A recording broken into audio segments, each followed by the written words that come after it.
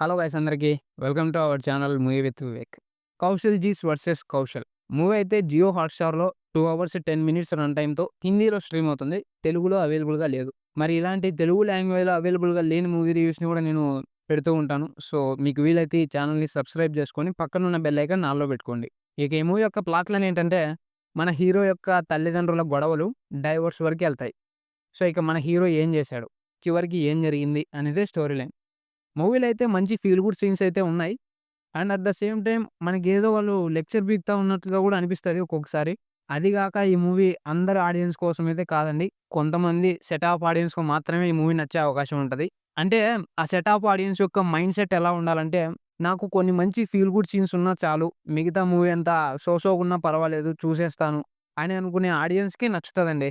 ఇక నార్మల్ ఆడియన్స్‌కైతే కష్టమేనండి. ఓవర్‌గా స్ట్రెచ్ చేసిన ఫీలింగ్ వస్తదండి మూవీని.